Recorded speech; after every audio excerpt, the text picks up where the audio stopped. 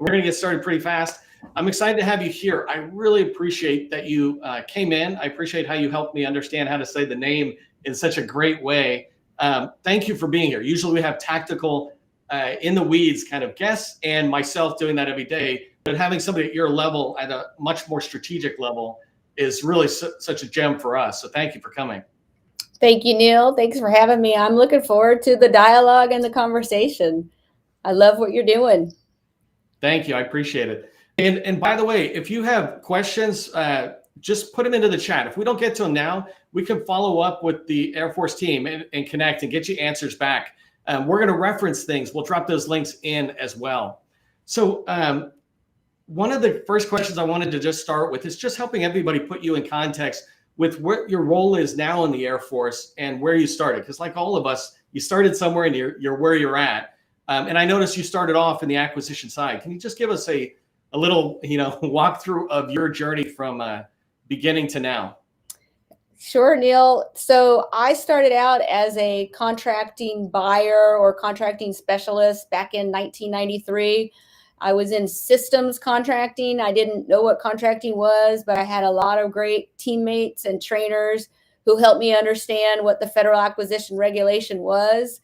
And I'm here now as a Deputy Assistant Secretary for Contracting. 17 assignments later, I've been deployed. So I've learned both the system sides, the operational side, and the enterprise side, and just kind of soaking in knowledge as well with our acquisition teammates, and then all of our operators and requirement owners, because I always say in contracting, you don't really have a job unless you have customers and mission partners, because otherwise what is there to purchase? We do have our own requirements, but most often we're dealing with mission partners and working on their requirements.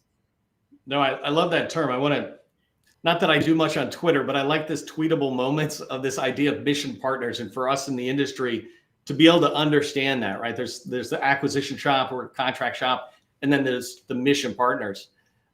You and I connected actually on LinkedIn when I had shared the contracting flight plan for the Department of Air Force. And that was exciting for me because I always learn and I like sharing with the industry. But I wanted to start there with just asking you, what's the purpose of these strategic plans, right? I share them out all the time and I consume them, but this particular plan of yours and the other strategic plans that align with it, what should we be paying attention to as the industry, and why are they valuable to us in addition to the government? So I always think, your strategic plan outlines just like your business plan, right? If I'm a small business, I have to know what my core competencies are, and then I'm going to come up with a plan on how I'm going to get my core competency out to the masses and get that consumed, right? How am I going to produce that? And so our strategic plan is for the Department of the Air Force, for all of our contracting professionals.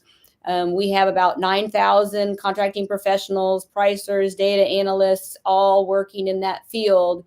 And when you are in the different of those 9,000, they fall under 27 senior contracting officials that get their acquisition authority from me, the head of the contracting activity. Wow. How do we tell 9,000 people in up to 87, 90 locations worldwide where we're going? And so it's a roadmap that lays out our lines of effort and our objectives, and then the key results. And then we have metrics that how we know if are we meeting it? Are we successful, or did we not quite meet it? And then we try to do some timelines too. But our strategic plan lays out where we're going in the next year. And then we follow up on it regularly with our senior contracting officials to make sure we're either meeting our gates, need more resources, need more time, and that all those 9,000 professionals and change agents across contracting are following where we're going. And if not, we got to be better on our strategic communications. No, that's awesome. And I love those documents actually, because they make me better as a business person, because I watch how you do things. I'm like, oh, I should kind of be doing that same thing in my business with my team, et cetera. So if we pull a thread just a little bit on that, how does industry benefit from looking at what you're communicating to the 9,000 internal people? How can we benefit, or how can we learn based on reading those documents? Well, so I'll give one example. So our line of effort one is building mission-focused business leaders. And to build mission-focused business leaders, we have to be proficient, we have to be trained, we have to understand big picture, the acquisition itself, what is the mission trying to be accomplished. And so for just one example, if we're talking about, I'm a contracting professional and I need to understand how to do market research. I need to understand what market intelligence is. Well, then on the counterpart side with our small businesses, then you are part of that market research story, right? You're maybe responding to requests for information or requests for proposal. So it's iterative, right? In that market research realm, we know that again, FAR Part 10, Federal Acquisition Regulation, thou shalt do market research. But if I've never been taught how to do market research, what am I going to do? And, so we're building that competency up in our professionals, and then it's a improvement area. And then on the small business side or the medium business or the large business, we get feedback. Is your market research accurate? Did you miss something? And folks need to know that it's continuous, right? It's like you could have an industry day today, and then tomorrow, somebody that wasn't there didn't make your market research, but you need to know they exist because they could have some technology that you might need to incorporate. And so it's like living market research. It's never ending. Yeah, no, that's awesome. And I'm very happy to just hear that what I continuously teach aligns to, how you're describing it, because I talk about looking at strategic plans as a strategic way to do sales, to look in to see what your customer needs and align what you sell to that need, that requirement, that mission that they're trying to accomplish, et cetera. Even something as simple as the way you described the market research. The other thing that you touched on, and I really want to make a point of just saying this out there, I personally believe the biggest challenge with the DIB or the industrial base across all federal agencies is not that it's shrinking, it's that buyers can't find sellers. And we small businesses, even if we're good doing $5, $10, $20 million in good past performance that you would value, we're invisible to your team when they're doing market research. And so this is more for the people watching than you, is that you've got to go into SAM and DSBS and increase your profile so that they can find you. And that's something that anybody, PTAX out there and others can help with. Just going along this line of industry, doing our homework and going in there and going on the truism that the Air Force does want to work with smalls. By the way, if I pause 1 second, for everybody, if you're new to this, there's a Department of Air Force, and this is where you're at, right? And under that is the Air Force and the Space Force. So don't forget there's these two huge organizations in there. But I wanted to ask a question. Why does the Air Force and Space Force, why do they want to work with smalls? If we assume that they do, why? What's the value we bring to the mission or to the need? So I'm going to go, sometimes I go zoom out and zoom in. I'm going to start with zooming in first and then zoom out. So like I said earlier, if you're a small business and you have whatever your expertise is as a core competency, what I tie that to in the United States is national security. And I'm not talking about just the military. I'm not just talking about the Air Force. I'm not just talking about the Department of Defense, but all federal agencies, we contribute to national security. And all businesses contribute to national security. It doesn't have to be the military line. It can be economically. And that economic strength, I have said for over 20 years, I've been in for 31 years, that our small businesses are the economic engine that we rely on across the United States. And that's how it feeds in. So you're contributing either directly with hopefully a Department of the Air Force contract, but even indirectly by your day-to-day operations, by being an entrepreneur, by understanding or contributing to technology growth, by the service industry, by information technology. All of that feeds into, big picture, again, our gross domestic product, which when I look at that, it's everybody working together for national security, so keeping us strong as a nation. No, that is awesome. And you just drew another tweetable moment, which I might start calling it chattable moment. Is somebody put that in there? Small businesses are the economic engine in the chat for other people to be able to see that, because I love that. I love it for us to see our perspective in there more than just I sell a widget or a service. No, you really do contribute to getting a man on the moon and back, or whatever Kennedy said back in the 60s, I guess it was. So I don't know when it was. It was before me, that's for sure. So just going on this idea that we're the economic engine, and when I say we, I'm part of the industry and the small business world. If we're looking across, and this is a really broad question because of your role, but where do you see small businesses in particular being able to be helpful to the Department of Air Force, in contrast to like Boeing is building the airplanes or something, right? So we're not going to build you a new airplane, but where do you see us fitting most, and where the Air Force might want to see more of us participating in? Well, I'm glad you asked that question, Neil, because I mean, everything that we're doing with like the defense industrial base or larger, the industrial base for the United States, whether or not you are a large business or what we call a prime, whether or not you're a medium-sized business or a small business, whether you're a commercial or, you know, a non-traditional type of provider, a vendor that has something. We just this week announced what some of those critical areas that we're looking into.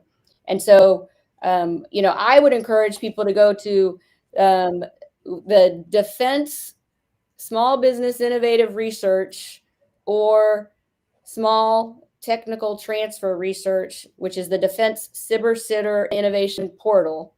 And they just announced what the challenges are. And so those opened, I think, this month in October, which, you know, is getting ready to get over. So happy Halloween. And those will be open until 6 November. But the types of industries that we're looking for are autonomy, advanced materials, biotechnology, knowledge management services, can be information technology, cybersecurity, all of the things that you would kind of expect with not just the Department of Defense and, you know, things that further our national security, but things that you're probably hearing about in the news or what's the latest and greatest. But, you know, the only other ones, mesh networks, that's huge right now. That helps us with our decision making and bringing humans in the loop to accelerate turning data into information so we can make decisions. Space, microelectronics, solar, you know, it's the things that we are, you know, using in our cell phones to get connected with satellites, but, you know, and what we're doing right now to be live, but it's those technology advances on the cutting edge that maybe have dual use capability that help in the business world and the commercial world, but also have application in the military world. No, that's perfect. And I'm just checking something out. I did a whole event recently. It was a week-long event, and I just want to make sure I had the URL before I said it. With CIBR, with DoD, DARPA, Army, Air Force, yes, and missile defense. And but people can go to govconchamber.com/CIBR, and somebody will put it into the chat. My sister Cecilia, I see her. She might have even beat me to it. She's been working with me, well, for a long, long time, but in the chambers for the last 8 years. And in there, you can watch replays of these people talking about this and expanding on what you've just said. And the idea is also in there, you can get these links. So it's easier to click right to the DoD sites that were just mentioned. Yes. The other thing is just a quick plug. Make sure for everybody who's here, we've got over 100 people right now live. Go and follow the Department of Air Force's small business page on LinkedIn, which I'm assuming somebody's going to put in again into the chat. But they're on LinkedIn and they're active on LinkedIn. I was talking to them yesterday. They want to be engaged and talk and engage with industry in a way that supports today's interview, but also just whatever way that you want to support the Air Force. So go check that out. Department of Air Force small business page. Yes. And I'm just going to say that's run by Mr. Scott Kaiser. Scott Kaiser and I, he and our teams, we are like neck and neck. We do everything together, and he, you know, he teaches me a lot about the engagements that he does. And then we align with the OSD small business with Farouk Mitha. And, you know, if I don't put a shout out to our Apex accelerators that used to be our, you know, our procurement technician, you know, helping assistance centers, our PTACs, But you can go in through PTAX or you can go in through Apex Accelerators, and they also have all these links on what it is that we need for the Department of the Air Force and what we're looking for right now. Yeah, I'm one of those old school guys who is trying to transition Fort Benning to, I think it's Liberty or whatever it is now, and PTAX, Apex Accelerators. I'll get into that rhythm, but when I start going fast, I'm like, oh, it's this. But that's I like it too that they left it up so you can find them one way or another. Yes, but they left it up. By the way, just one quick thing: if you're not also following the SBA, the SBA has district offices around the country that work side by side with the Apex Accelerators and others. You have all these folks out there, and I call them the 7 mentors. They should be on your board of advisors, like unofficial board of advisors, but they can give you a lot of guidance that expands on what we're talking about. I wanted to just ask another question, and this might go too low in the weeds, and so you tell me from where you're at. But this idea of market research, right? The government has got a need, and they're reaching out. Whether the need is at the early stage and they're doing a request for information, maybe trying to have a discussion with industry, or they're doing sources sought. And what I say is you can influence from a seller standpoint. This is where you try to influence the requirements or the acquisition approach. Doesn't mean you're tricking them, but hey, this is why you should go with this NAICS instead of that NAICS or something. My question is what you're hearing maybe from the field of your team. Are they getting enough responses back from small business? And that's a high level question, right? Are they getting enough responses back to market research? Does the Air Force feel like, hey, we need more industry engagement? What are you hearing about that? And any suggestions for us? So Neil, I like what you said earlier, right? When you're in a marketplace, it's about buyers and suppliers. And are the buyers finding the suppliers, and are the suppliers finding the buyers? So there's like a lot of matchmaking that has to go on. And so I think when we have our industry days, we have teams that have reverse industry days, which I love, because then that's kind of opening it up with here's some like a scope or an area of interest that we're looking for, some of those areas of interest that I already identified. But then we invite the conversation in, because then you can have a dialogue and hear what's really going out in the commercial space that we may not know about. And that's why we have to go to industry associations and industry engagements. You have to read publications, you have to read online. So that's one way to get your information. But the other one, is you want to be, you want the door of information to be open, and you want it to be revolving so that you are getting something from somebody and they're approachable, and you need to know, like, okay, well, to your original question is like, are we getting enough?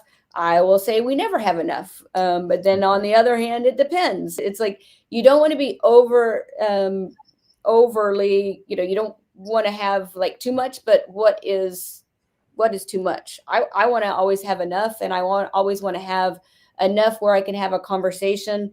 When we're lowering barriers to small business, competition is key. That's one of my bosses, Honorable Hunter, Mr. Andrew Hunter. He has asked us, like, how do you lower barriers to entry? And one of that is competition. And so to your question of, are we getting enough? We want to have competition and to drive that conversation.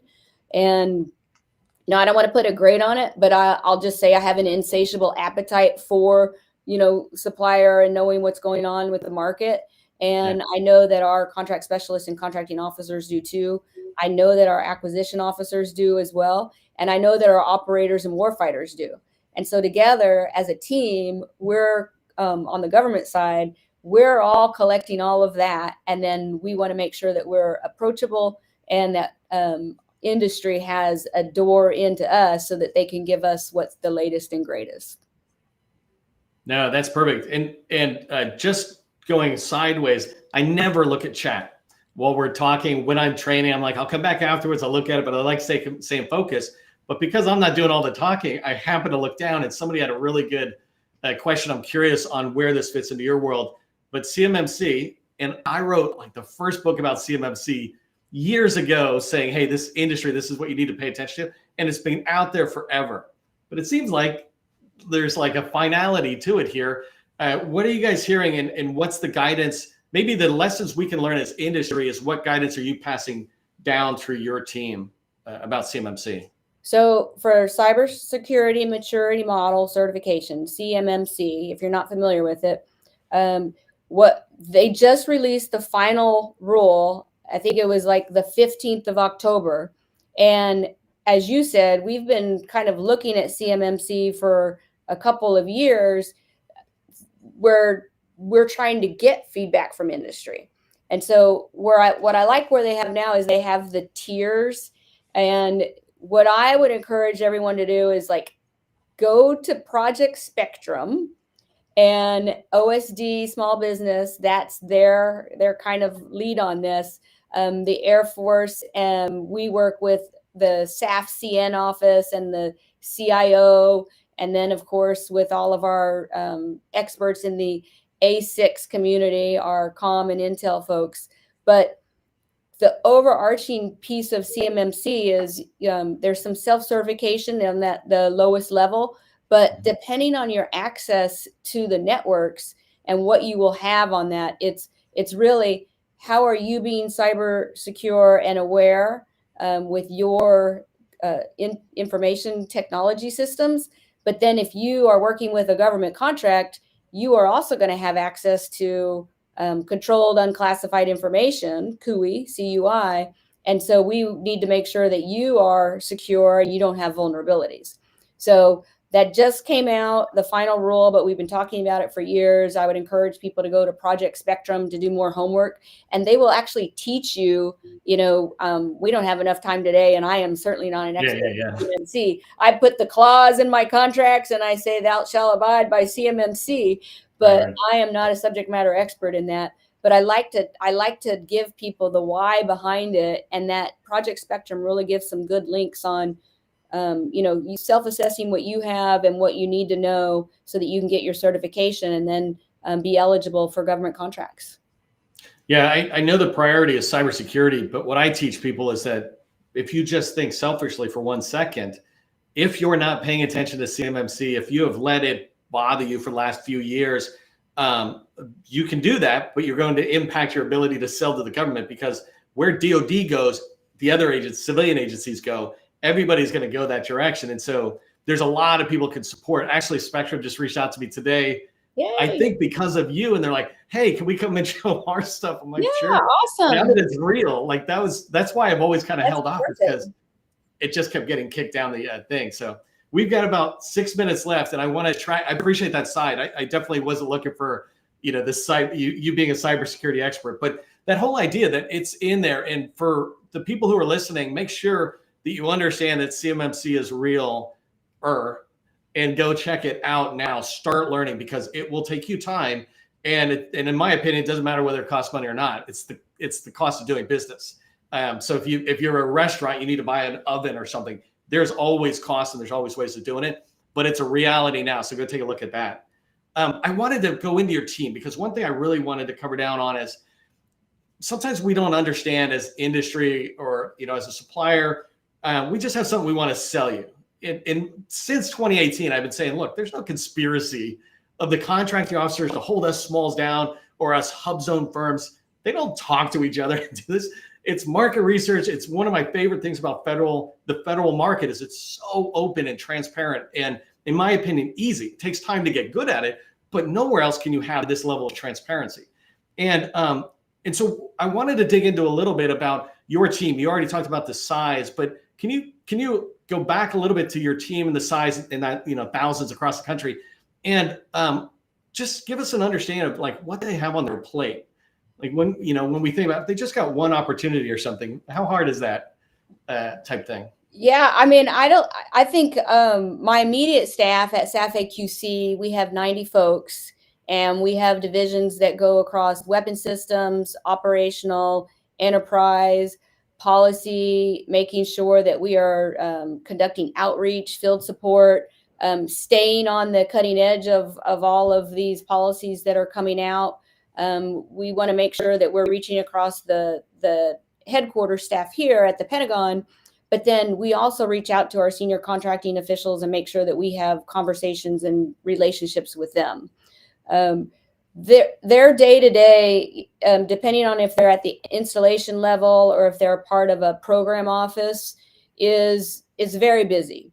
And so, what I really try to do is, I think we talked about it, Neil, a little bit earlier, is like I look through the lens of alignment, prioritization, and simplification. And I want to be aligned with what my senior leaders want. I want to be aligned with what my requirement owners and mission partners need.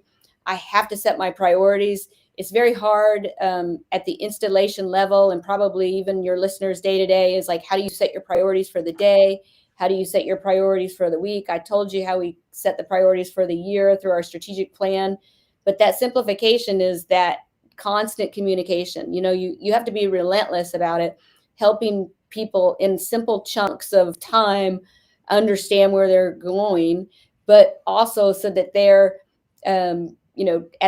if the clause is getting ready to come out, we used to you just get a notification of like new clause. Well, now we understand is like nobody operates that way. You could have awarded a contract, at the 10 a.m. at the same time that the clause came out, but how do we message what's coming down the pipeline as fast as we know it?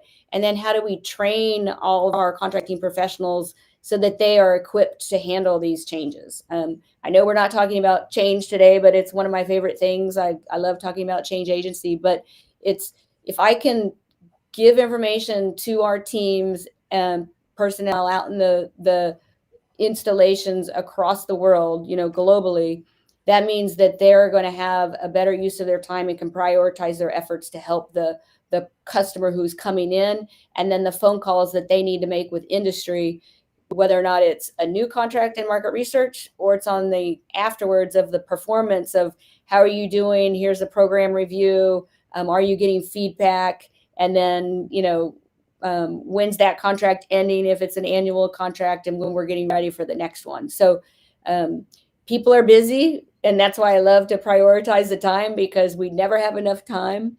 But yeah. I just think that our folks out in the field are awesome. They are very passionate about contracting. They want to help other people learn about contracting. They do like talking to small businesses about contracting, but we love partnering with our small business specialists as well.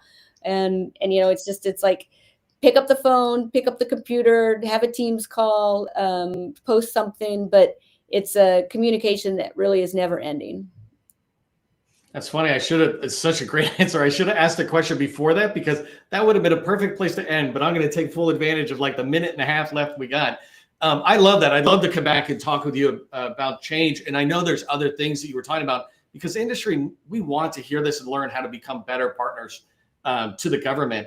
I was going to just maybe end with this question for you, just a high level question of, if you're going to leave us with one tip for small businesses or really industry on how we can better serve Air Force, can you think of one thing that you might leave us with that says, hey, consider doing this? Or I think my overwhelming theme, like advice or tip, would be shared ownership.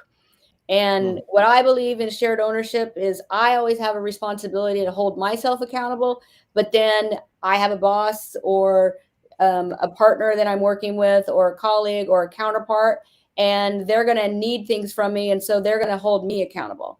And I think that's the perfect kind of analogy of relationship between government and industry, is we have a shared ownership for all of the contracts that we're working on, or all of the market research that we're working on, and even the performance. And if we all hold ourselves accountable and we take our shared ownership like really seriously, then we're going to be doing the right things.